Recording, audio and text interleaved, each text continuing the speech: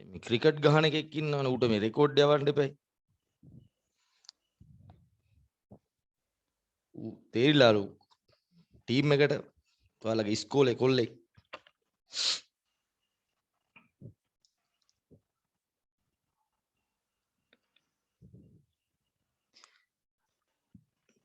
හරි ලියන්න. තුනඩී ගොනුවේ මූලද්‍රව්‍ය ඇමෝනියා සමග සාධන සංකීර්ණ. දැන් මේක ගත්තාම මේ හැමෝටම මේ ඇමෝනියත් එක්ක ස්ථායි සංකීර්ණ හදන්න බෑ. ඒ කියන්නේ උතන බලපාන ඔය ලෝහයේ අරය ආරෝපණය එතකොට ඇමෝනියාගේ තියෙන ලිගන එකසරදායක කිරීමේ හැකියාව මේ වගේ දේවල් එකතු වෙලා තමයි ස්ථායි සංකීර්ණයක් හැදෙනවද නැද්ද කියලා තීරණය වෙන්නේ. එතකොට D7 D7 D8 D9 D10 මෙන්න මේ ඉලෙක්ට්‍රෝන වින්‍යාස තියෙන කැටායන වලට තමයි ඒවට ඉහළ ආරෝපණයක් තියෙන්නේ. ඒ ඇමෝනියා ටිකක් දුර්වල ලිගනයක්. ඇමෝනියා ටිකක් දුර්වල ලිගනයක්. ඒතකොට එයාව හොඳට බඳ ගන්න පුළුවන් වෙන්නේ මේ ඉහළ ආරෝපණයක් තියෙන D7 D8 D9 D10 කියන ඉලෙක්ට්‍රෝන වින්‍යාස තියෙන කැටායන වලට. ඒ කියන්නේ ඔය කොබෝල්ට් එයාට පුළුවන් ඇමෝනියත් එක්ක සංකීර්ණ හදන්න. නිකල් කොපර් සිංක් වාගේ කට්ටිය මෙයාලගේ පල්ලෙහා කට්ටියන්ටත් පුළුවන්. හරි ලියන්න. D7 D7 D8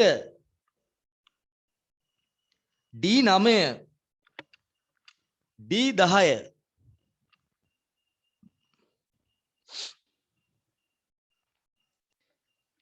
ඉලෙක්ට්‍රෝන වින්‍යාස සහිත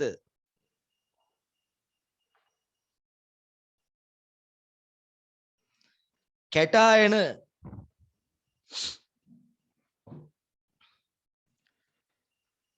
ඇමෝනියා සමග ස්ථායි සංකීර්ණ සාදයි.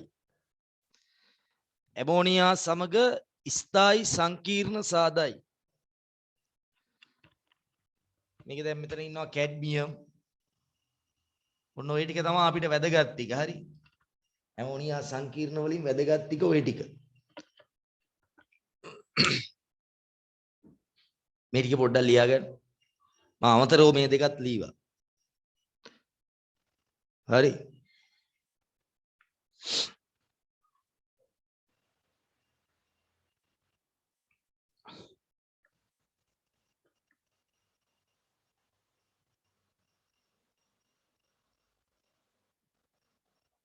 right.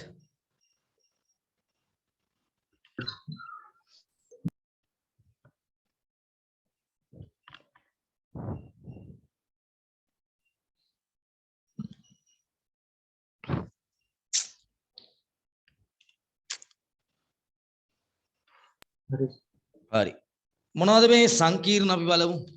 කොබෝල්ට සංකීර්ණ දෙකක් තියෙනවා. මොකද ධන දෙකෙන් එකක් එනවා ධන තුනෙන් එකක් එනවා.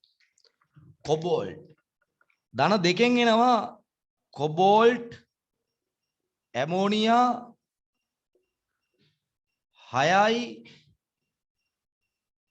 ධන 2 මේක කහ දුඹුරු පාටකට හුරු වර්ණයක් තමයි තියෙන්නේ. කහ දුඹුරු වර්ණයක් තමයි මෙයාට තියෙන්නේ. ඊළඟ කොබෝල්ට් ධන 3න් හැදෙනවා සංකීර්ණයක් ඇමෝනියත් එක්ක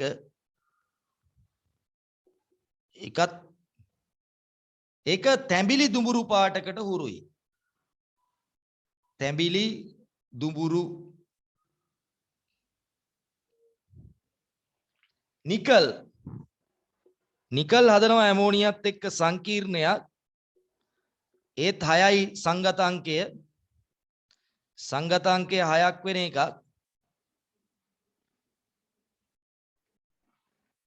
ධන 2 මේක තද නිල් පාටකට හුරුයි. නිල් පාටයි තද නිල්. නිකල් කොපත් හදන එක මේ කොප සහ මේ නිකල් හදන වර්ණ දෙකම ආසන්නව සමානයි. හැබැයි මේක නම් ප්‍රෂියන් නිල් පාටක් තියෙන්නේ. ඊළඟ හදපුවා නෑ. ඔන්න ඔය වගේ එකක් හදනවා. මේක නිල්. නිල් වර්ණය. සිංක් එක ගත්තොත් අවර්ණයි.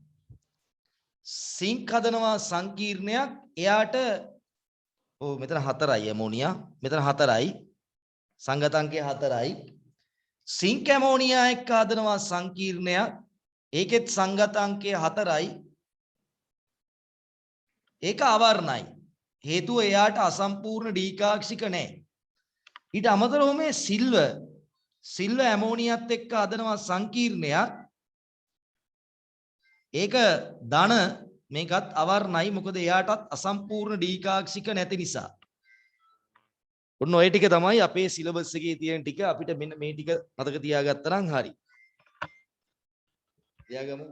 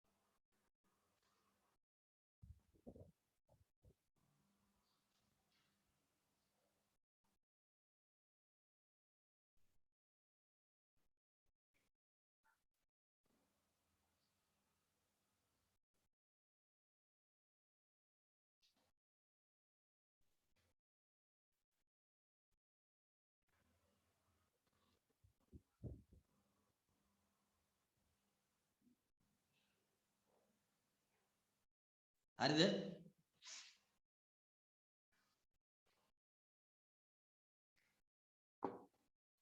නෑ සර්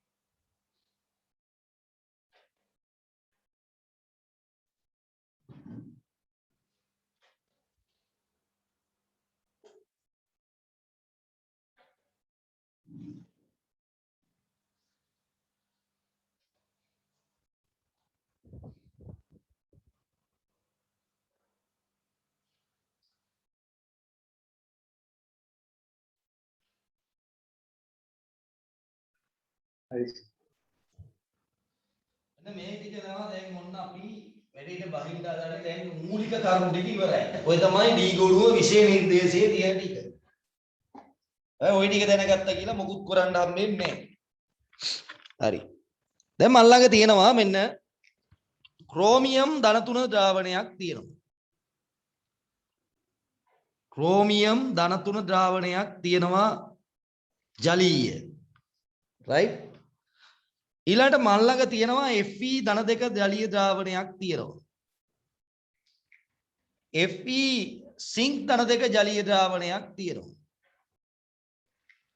හරි. මේවා ජලීය ද්‍රාවණ වර්ණ ගැන කතා කරොත් මේ වගේ බලා ගන්න කොහෙන්ද වර්ණ ටික හොයාගන්න. මෙයා නිල් දම් පාටයි. ජලීය ද්‍රාවණේ නිල් දම් පාටයි. මෙයා ලා කොළ පාටයි. ලා කොළ පාටයි. මෙයා අවර්ණයි. මං මේවට දානවා සෝඩියම් හයිඩ්‍රොක්සයිඩ් බිඳු වශයෙන් දානවා. සෝඩියම් හයිඩ්‍රොක්සයිඩ් බිඳු ලෙස යොදනවා. බිඳු ලෙස යෙදීම.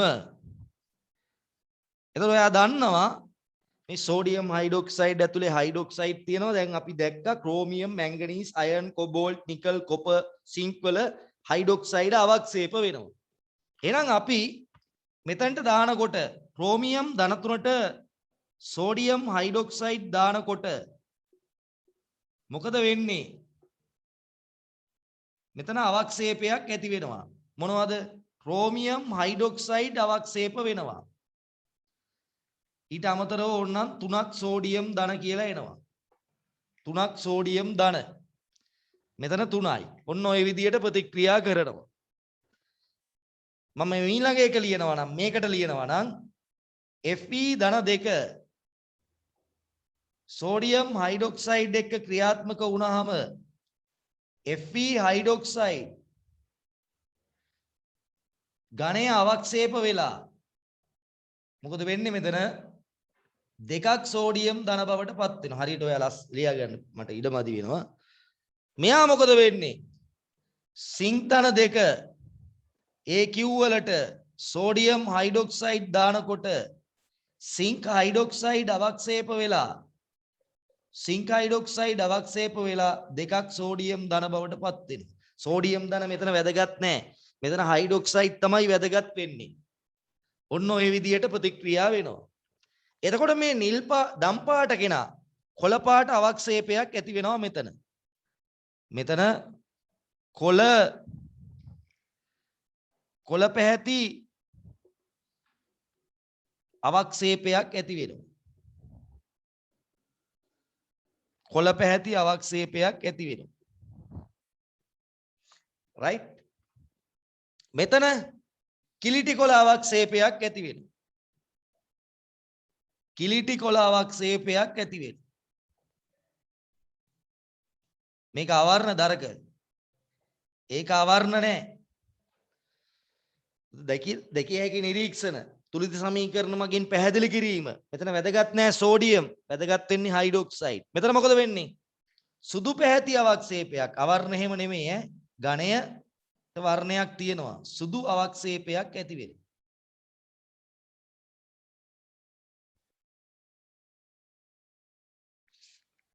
ඊට තවදුරටත් අපි මේ අවක්ෂේපයේ ලැබීමෙන් පස්සේ තවදුරටත් සෝඩියම් හයිඩොක්සයිඩ් දානවා. වැඩිපුර සෝඩියම් හයිඩොක්සයිඩ් නැත්තම් ප්‍රබල භස්මයක් ඈ සෝඩියම් හයිඩොක්සයිඩ් මෝන් නැහැ. වැඩිපුර සෝඩියම් හයිඩොක්සයිඩ් යෙදීම මේ ක්‍රෝමියම් හයිඩොක්සයිඩ් උභයගුණී. මෙයත් උභයගුණී. ඒතකොට උභයගුණී කට්ටිය භස්ම ඇතුලේ උභයගුණී හයිඩොක්සයිඩ් භස්මත් එක්ක ප්‍රතික්‍රියා කරනවා. උභයගුණී හයිඩොක්සයිඩ් උභයගුණී හයිඩොක්සයිඩ් ඔන්න ඕක දැනන් ඉන්න ඕනේ. ඕක අපි උගන්ලා තිනවා 3 වෙනි කාණ්ඩේ 13 වෙනි කාණ්ඩේ. ලවණය හා ලවණ හැදෙනවා. භස්මය ඇතුලේ තියෙන ධනායනයයි ඍණායනය හයිඩොක්සයිඩ්. භස්මය ඇතුලේ තියෙන හයිඩොක්සයිඩ්. එතකොට මේ ලවණයට ධන දෙන්නේ කවුද? මේ භස්මය විසින්. එතකොට මේ ලවණයේ තියෙන ඍණයක දෙන්න ඕනේ කවුද? උභයගුණී හයිඩොක්සයිඩේ විසින්. එතකොට උභයගුණී හයිඩොක්සයිඩ භස්ම ඇතුලේ දිය වෙනවා. උභයගුණී හයිඩොක්සයිඩ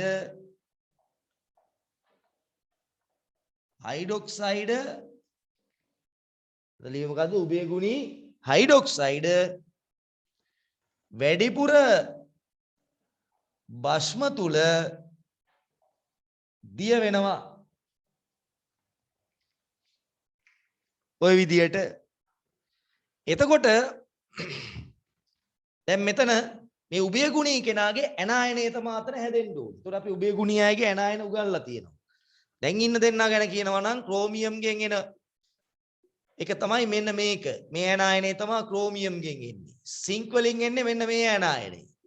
අනිත් ඒවා හොයාගන්න වෙනවා 13 වෙනි කාණ්ඩේ බලලා. කවුද? ටින්, ලෙඩ්, ඇල්මීනියම්, බෙරිලියම් ඒ වගේ අය උභයගුණී. එතකොට එහෙනම් මේ කොළ අවක්ෂේපය මොකද වෙන්නේ? දියවීමට ලක් වෙනවා. මොකද වෙන්නේ මෙතන? කොළ අවක්ෂේපය දියවි මෙයා බවටපත් වෙනවා. මෙයා කොළ පාට ද්‍රාවණයක්. එහෙනම් කොළ අවක්ෂේපයේදී කොළ පැහැති ද්‍රාවණයක් බවටපත් වෙනවා. කොළ පැහැති ද්‍රාවණයක් බවටපත් වේ.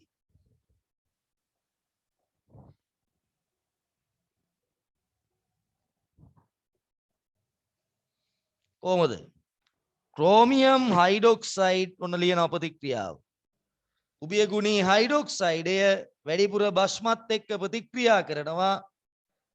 ඒතර කවුද කැටායනේ? සෝඩියම්. ඇනායනේ මේක. එතකොට මේ ලවණයේ සූත්‍රයේ එන්නේ Na3 මේ ක්‍රෝමියම් අදාළ නැහැ. ක්‍රෝමියම් ඕනේ නැහැ. සෝරි ක්‍රෝමියම් නෙමෙයි සෝරි. සෝඩියම් අදාළ නැහැ. සෝඩියම් ලීවේ නැතුවට කමන්නේ නැහැ. 6යි -3. ඒතර මේක තුලිත කරනකොට මෙතන 3ක් එනවා තුලිතයි. ජලය ඕනේ නැහැ. ඔන්න ওই විදිහට ප්‍රතික්‍රියා කරනවා. මෙයා උභය ගුණී නෑ. ඒ හින්දා එයා දිය වෙන්නේ නෑ. මට මෙතන ලියන්න ඉඩමදි නිසා මම මෙතන ලියනවා මෙහෙම. එයා දිය වෙන්නේ නෑ. වැඩිපුර සෝඩියම් හයිඩ්‍රොක්සයිඩ් තුල දිය වෙන්නේ නෑ. මෙතන කියලානේ තියෙන්නේ. ඇයි හේතුව? සෝඩියම් හයිඩ්‍රොක්සයිඩ් තුල දිය නොවේ. ඇයි හේතුව? උභය ගුණී නෑ. එහෙනම් අනාවැකියක් පළ කරන්න බලන්න සිංක් ගැන. දිය වෙයිද? ලස්සනට ලියන්න තුනට බෙදලා ඈ. මට ඉඩමදි. පැහැදිලිද? මෙතන මේක පොඩ්ඩක් මේ සේව මෙතන ලියන්නම්කෝ. සිංක් ධන දෙක මෙහෙම තුනකට ඔයා ලියා ගන්න ඈ. තුනට බෙදලා ලියා ගන්න සිංක් ධන දෙක. මොකද කියන්නේ සිංක් එක ගැන? දිය වෙනවා. පාට ගැන මොකද කියන්නේ? අවර්ණයි. ජලය දිය වෙනවානේ. දිය වුණාට පස්සේ අවර්ණයි. අර ඝනේ නෙමෙයිනේ. එහෙනම් මොකද වෙන්නේ? සිංක් හයිඩ්‍රොක්සයිඩ් වැඩිපුර සෝඩියම් හයිඩ්‍රොක්සයිඩ් ඇතුලේ දිය වෙලා මොකද හැදෙන්නේ? Na2ZnOH4 ඔන්නෝක බවට පත් වෙනවා. සුදු අවක්ෂේපය. ඒතකොට සුදු අවක්ෂේපයේ දිය වේ. සුදු අවක්ෂේපය දිය වී අවර්ණ ද්‍රාවණයක් ලැබෙන්නේ. අවර්ණ ද්‍රාවණයක්. අවර්ණ ද්‍රාවණයක් ලැබෙන්නේ. එහෙනම් අවසානයේ දැන් ඔයාලට මේකෙන් ගන්න පුළුවන් මේ උභය ගුණී කට්ටිය වැඩිපුර සෝඩියම් හයිඩ්‍රොක්සයිඩ් ඇතුලේ දිය වෙලා යනවා. අවක්ෂේප වෙලා වැඩිපුර දානකොට දියවීමක් සිද්ධ වෙනවා. ඒතර මෙන්න අඳුර ගන්න ඔය කියන ඔන්න මෙහෙම. කොළ පාට කෙනෙක් සෝඩියම් හයිඩ්‍රොක්සයිඩ් බිඳු වශයෙන් දැම්මා. අවක්ෂේපයක් ආවා. එතකොට නිකල් වෙන්න පුළුවන්. නිකලුත් කොළයි. Fe ධන දෙක වෙන්න පුළුවන්. ක්‍රෝමියම් ධන 3 වෙන්න පුළුවන්. ඒතර ඒ ඔක්කොම කොළයි. වැඩිපුර සෝඩියම් හයිඩ්‍රොක්සයිඩ් දානකොට මේ අවක්ෂේපයේ දිය වුණා. එහෙනම් අන්න ක්‍රෝමියම්. අන්න එහෙම අපිට මේක අඳුර ගන්න පුළුවන්. මේක ලියලා මේක පැත්තකින් ලියලා තුනට බෙදලා ලියා ගන්න.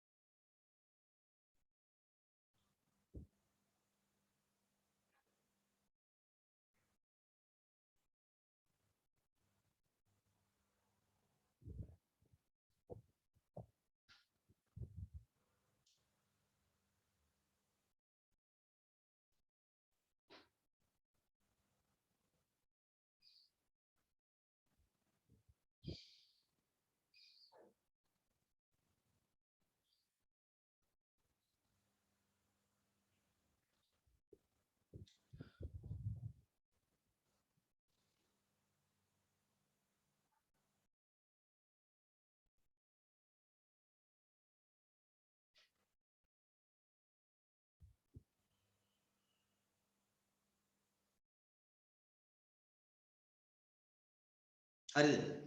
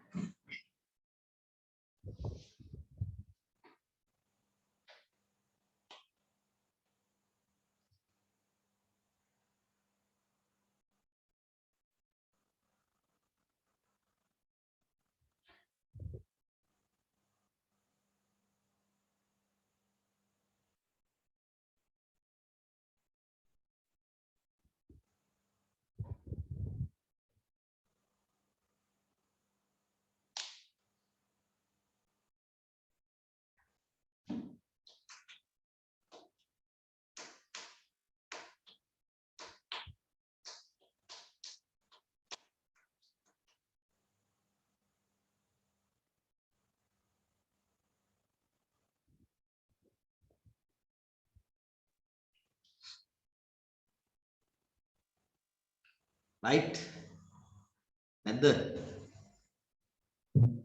අන්තිමට ආ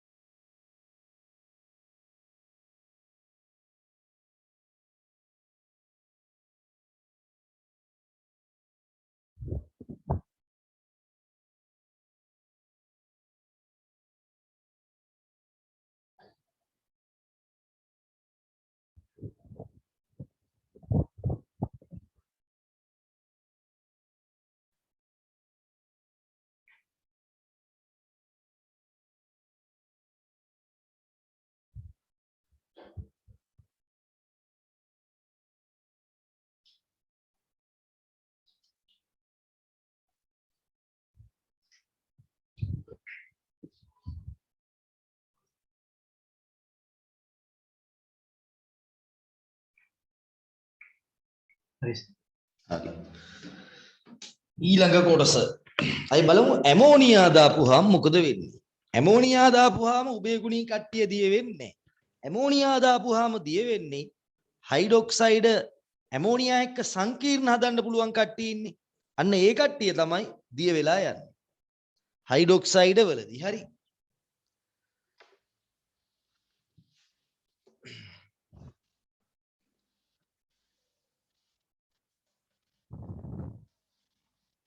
ඔන්න ඕවා තමයි ප්‍රශ්නවල එන්නේ.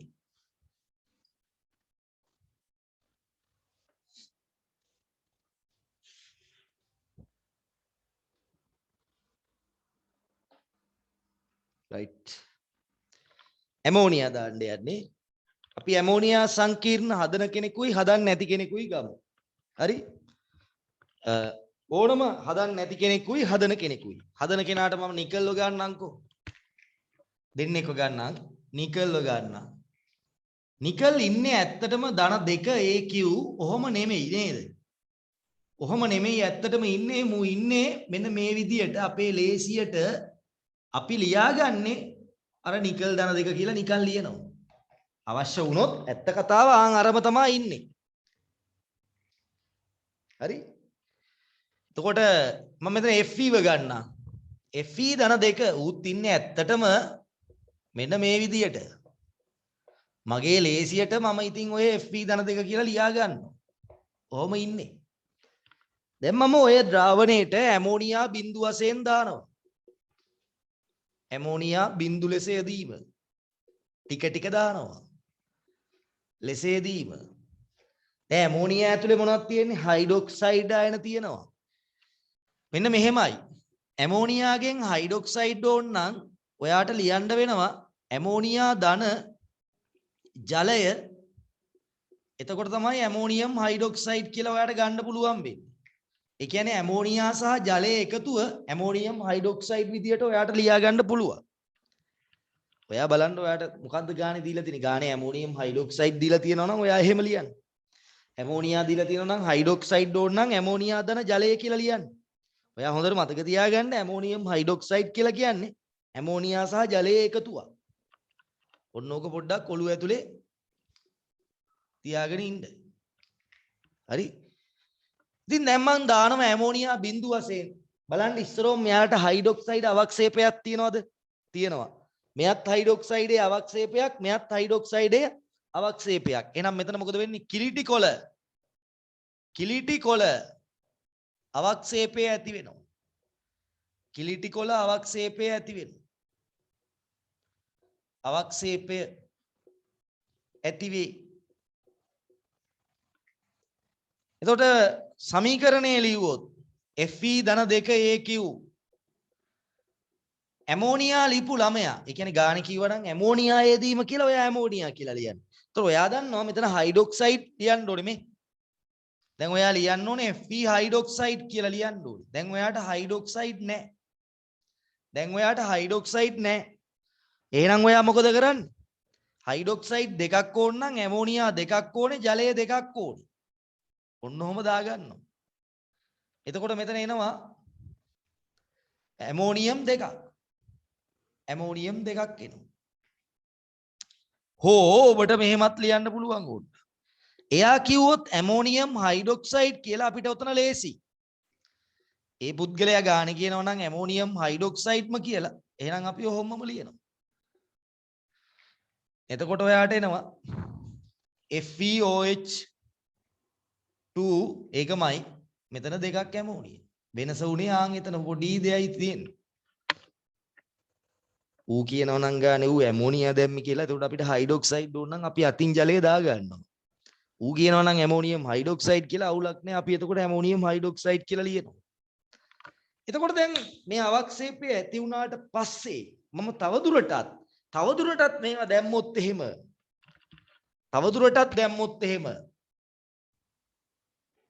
මුකුත් වෙයිද? වෙන්නේ නැහැ. මොකද Fe ඇමෝනියත් එක්ක සංකීර්ණ හදන්නේ නැහැ. එහෙනම් තවදුරටත් ඇමෝනියා යොදන විට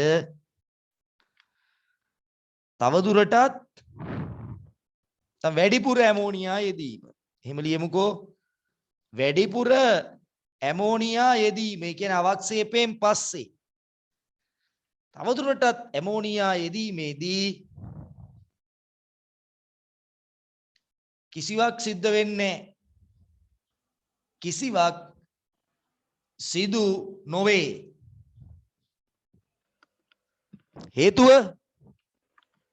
හේතුව මොකද්ද? හේතුව තමයි Fe ඇමෝනියත් එක්ක සංකීර්ණ හදන්නේ නැහැ. ඒ හින්දා හයිඩ්‍රොක්සයිඩ් අවක්ෂේපය මෙයාගේ දිය වෙන්නේ නැහැ. Fe ඇමෝනියා සමග Fe ධන 2 ඇමෝනියා සමග අවක්ෂේප නොවේ. සංකීර්ණ නොසාදයි. එම නිසා Fe හයිඩ්‍රොක්සයිඩ් වැඩිපුර ඇමෝනියා තුල අද්‍රාව්‍යයි. එහෙනම් ඇමෝනියා ඇතුලේ දිය වෙන්නේ ඇමෝනියත් එක්ක සංකීර්ණ හදන කට්ටිය විතරයි. අද්‍රාව්‍යයි. මෙතන බලමු මොකද වෙන්නේ එතකොට. මම එතන දැන් ඔයාලට තීරණයකට එන්න පුළුවන් මොකද්ද? මට මේ පෙන්වන්න ඕනුනේ මේ මෙතන චුට්ටක්. මේ ඇමෝනියයි ඇමෝනියම් හයිඩ්‍රොක්සයිඩුයි ඔයා ගානේ කියන විදියට ගන්න. එහෙනම් මේකට දාමු. කොළ පැහැති අවක්ෂේපයක් ඇති වෙනවා. කොළ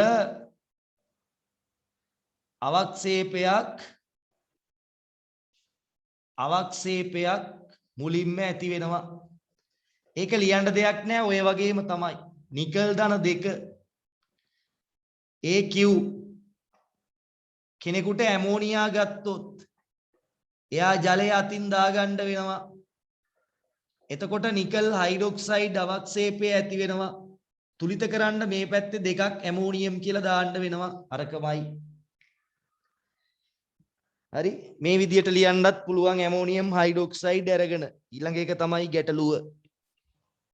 හරි වැඩිපුර ඇමෝනියා හමුවේ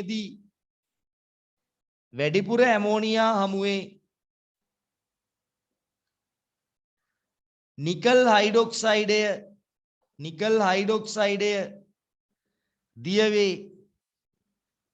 ඇයි දිය වෙන්නේ? ඇමෝනියා සමග නිකල් සංකීර්ණ හදනවා.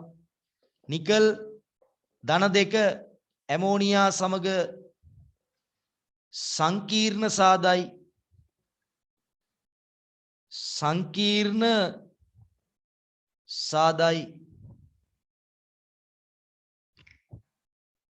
එහෙනම් කොහොමද ලියන්නේ? නිකල් හයිඩ්‍රොක්සයිඩ් ඇමෝනියා ගන්න ළමයෙකුට මෙතන ලේසි. මොකද එයාට කෙලින්ම ලියන්න තියෙන ඇමෝනියා නිකල් සංකීර්ණේ ලියන්නයි තියෙන්නේ. එයා ලේසි.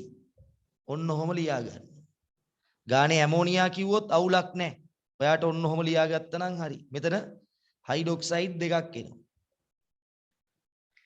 රයිට්. හයිඩ්‍රොක්සයිඩ් දෙකක් එනවා. හරි. බැරි වෙලාවත් කවුරු හරි ළමෙක් ඇමෝනියම් හයිඩ්‍රොක්සයිඩ් ගත්තොත්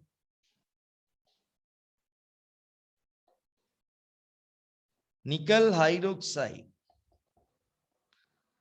ඒක අවබෝධයෙන් කරන්න ඕනි. ඝනය භෞතික தත්ත්වය 6ක් ඇමෝනියම් හයිඩ්‍රොක්සයිඩ් ඕනේ. ඒකේ ගැටලුවක් නැහැ.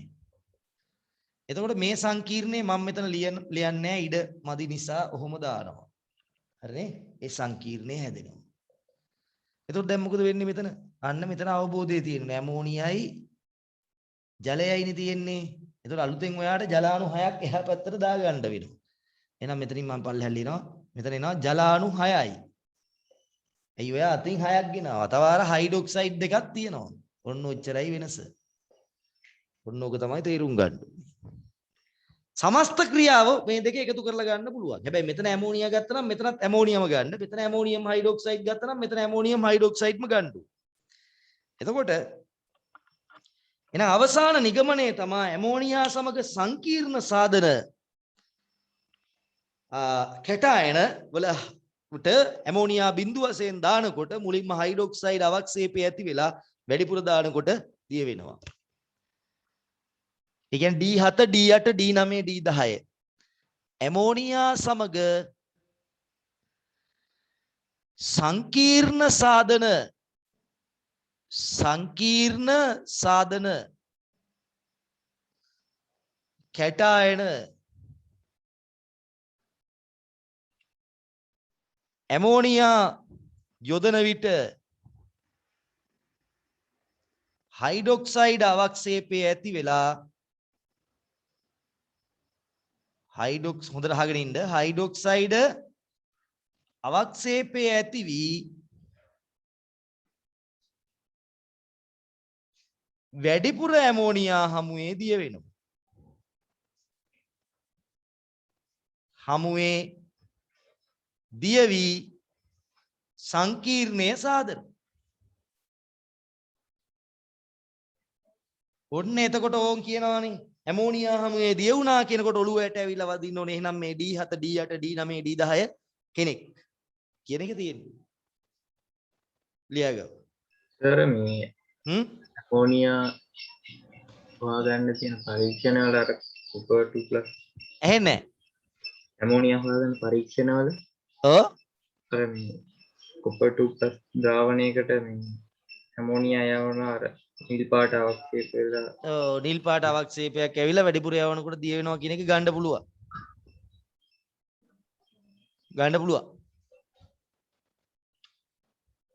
කතන්දරේ පැහැදිලි නේද? ඔව්. ඕක දෙපැත්තට ලියන්න. ඇහෙන්නේ නැහැ. ඔව් මේකත් අර විදිහ දෙකට බෙදලා ලියන්න. මේ අවසාන රතු පාටින් එක තනි කරම ලියා ගන්න. අවසාන නිගමනය එතකොට. ඕකේ විලෝමයක් පුරුදු වෙන්න ඕනේ.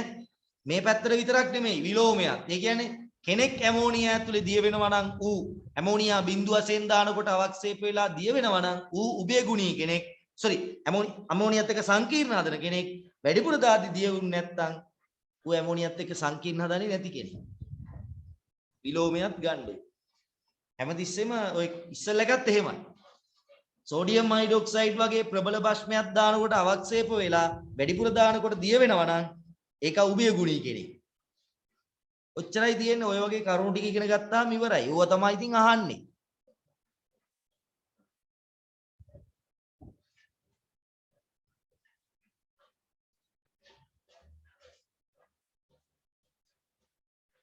දැන් ඇනායන ටික බැලුවා නම් අර නෝට් එක කැටායන ටික බැලුවා නම් මේ ඩී ගුණුවේ මේ ටික බැලුවා නම් හරි.